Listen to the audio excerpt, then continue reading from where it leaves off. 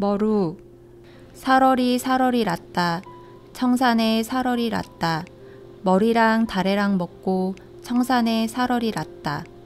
머루를 생각하면 가요로 만들어져 더욱더 유명해진 고려가요 청산별곡이 저절로 읊조려진다. 그 머루랑 다래가 푸른 하늘과 단풍 들어 붉은 산과 어우러졌으니 청천 홍상별곡이라 해야 할까?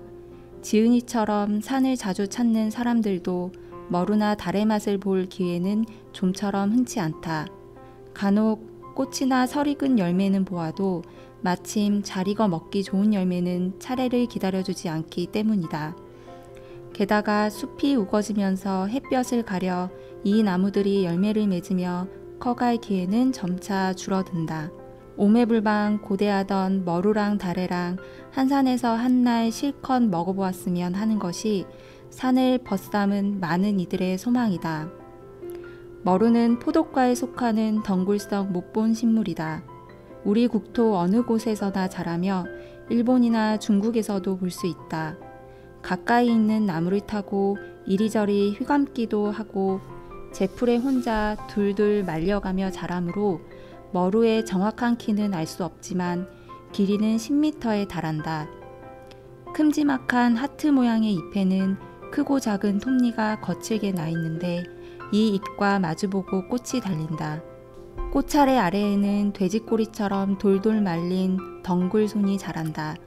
6월쯤이면 손가락 길이쯤 되는 고깔모자처럼 뾰족한 꽃차례에는 연두색과 노란색을 섞어 놓은 듯한 작은 꽃이 달린다. 대부분의 꽃들이 아래에서 위로 향하여 여러 갈래로 갈라져 벌어지는데 머루꽃은 이와는 반대로 위에서 아래로 5갈래의 갓을 씌어놓은 등처럼 달려 아주 독특하다. 그러나 머루의 꽃 하나하나는 너무나 작아 그 생김새를 정확히 본 사람은 거의 없으리라. 머루 열매는 포도와 거의 비슷하지만 크기가 좀 더 작고 빛깔이 더욱 진하다. 빛깔을 어떻게 표현하면 좋을까? 검은색이면서도 보라와 푸른색이 감추어진 표면에는 하얀 가루가 조금씩 묻어날 듯한 머루의 색. 맛을 보면 새콤하기도 하고 달콤하기도 하여 아이셔 하며 머리카락이 쭈뼛쭈뼛 올라가는 장면을 보여주었던 어느 과자 회사의 광고가 생각난다. 우린 그저 산속에서 자라는 이 종류의 나무를 머루라는 한 이름으로 부르지만 그 가운데에는 머루를 비롯하여 왕머루, 까마귀머루, 새머루와 개머루가 있다.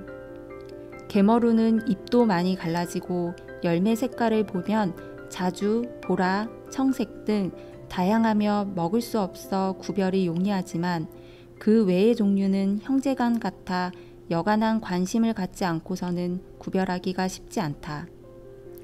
특히 머루와 왕머루는 아주 흡사하여 구별하기 어려운데 잎의 뒷면에 젓갈색 털이 있는 것은 머루이고 그렇지 않으면 왕머루이다.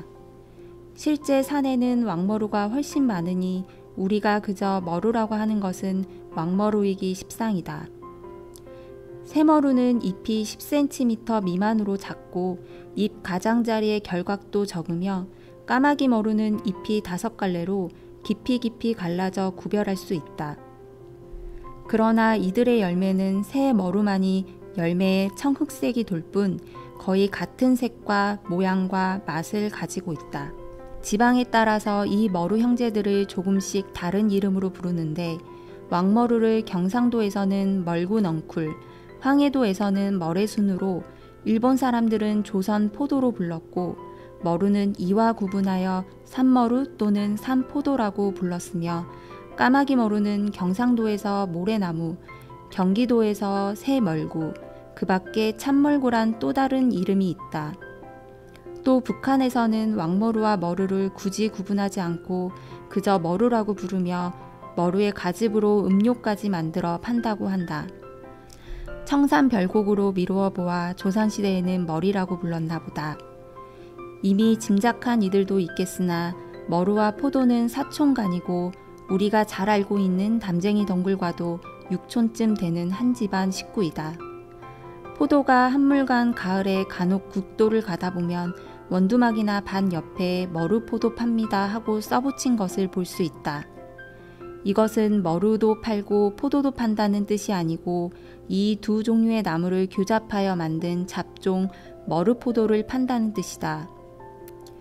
이 머루포도는 결실기가 늦어 포도가 끝물일 때부터 먹을 수 있는 점이 있고 먹어보면 머루보다는 달아 포도에 가깝지만 껍질은 빛이 많고 두꺼워 머루에 가까우며 비타민이 많다.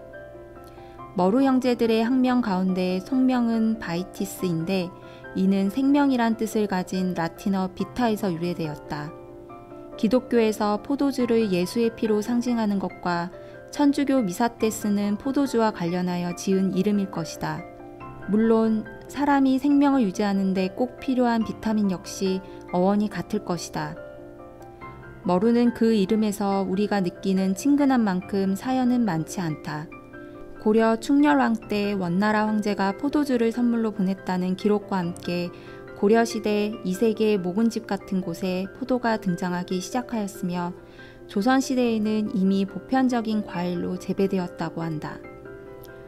종묘에서 제사를 지낼 때 제수로 포도를 썼는데 7월에는 청포도, 9월에는 산포도를 바쳤다고 하니 이때의 산포도는 머루이니라. 열매는 과실로 먹거나 술을 빚어 먹는 일이 가장 손쉬운 방법인데 머루주를 담그는 방법은 여러 가지가 있겠지만 손쉽게 하려면 검게 잘 익은 열매를 씻어서 물기를 없앤 후 병에 담고 머루의 양의 3배쯤 되는 소주를 부은 후 3개월쯤 숙성시키면 머루의 풍미가 난다. 잘 걸러 열매는 제거한 다음 그냥 마시면 너무 진하므로 물을 타거나 다른 과실주와 섞어 먹어도 좋다. 기호에 따라 꿀을 약간 타 마시기도 한다. 이 밖에도 어린 순이나 잎을 먹기도 한다. 맛있게 먹는 방법 몇 가지를 소개하면 어린 순과 잎을 소금을 넣은 물에 살짝 데친 후 적당한 크기로 썰어 깨와 간장 혹은 꿀과 함께 무쳐도 좋고 겨자로 무치고 간장으로 간을 하여도 된다. 일본에서는 어린 잎 한쪽에만 반죽을 묻혀 튀김을 해먹기도 한다. 동의보감에 나오는 약으로서의 쓰임새를 보면 구체적인 효용 없이 술을 빚어 이용하는 내용이 있다. 그 밖의 문헌을 종합해보면 잎이나 줄기는 여름이 지난 다음 채취하여 햇볕에 말려 쓰고 뿌리는 가을 이후에 채취하여 물로 깨끗이 씻은 후 건조하여 사용하기도 한다. 사막이나 티눈이 있을 때 말린 잎을 비벼 환부에 붙여 쑥 대신에 뜸을 뜨고 각기병에는 말린 뿌리를 물에 넣고 달여 하루에 3번 먹으면 효과가 있다고 한다. 이미 이러한 머루의 맛과 영양과 효과가 알려져 고급 와인과 머루즙도 상품으로 나와 있다. 머루는 식용이나 약용 외에 줄기로 지팡이를 만들어 쓰느라 많이 없어지곤 한다. 일본에서는 우리나라보다는 좀 더 머루와 친숙했던 것 같다. 북해도의 원주민 아이누족에게는 머루와 천남성에 얽힌 전설이 있다. 천남성은 무릎 높이쯤까지 자라는 여러 해살이 풀이다. 꽃을 감싸고 있는 꽃갈 같은 포도도 특이하지만 머루가 익을 때쯤 붉은 방망이처럼 열리는 열매는 아주 화려한 붉은색이어서 눈에 잘 띄고 한번 보면 꺾어서 먹어보고 싶게 생겼다. 그러나 이 열매에는 독이 있어서 함부로 먹으면 위험하다. 아주 옛날에 숲속에서 세력 다툼이 일어났는데 식물마다 서로 좋은 햇볕과 수분이 많은 비옥한 토양을 차지하기 위해 치열하게 싸웠다. 머루와 천남성 중에서 머루가 승리하게 되었고 머루는 으쓱해서 나무를 타고 올라가 천남성은 기가 죽어 땅속으로 기어 들어갔다는 것이다. 천남성의 땅속 줄기에는 머루에게 베인 상처가 아직도 남아있다고 한다. 그래서 아이누족들은 구충제로 천남성 열매를 먹고는 이를 해독하기 위해 천남성을 이긴 시큼한 머루를 먹었다고 한다. 그러나 이 이야기는 아직 아무도 확인된 바 없으니 괜스레 이 전설을 믿고 독성이 있는 천남성 열매를 마음 놓고 먹는 만용을 부리다가 위험에 빠지는 일은 없어야 할 것이다.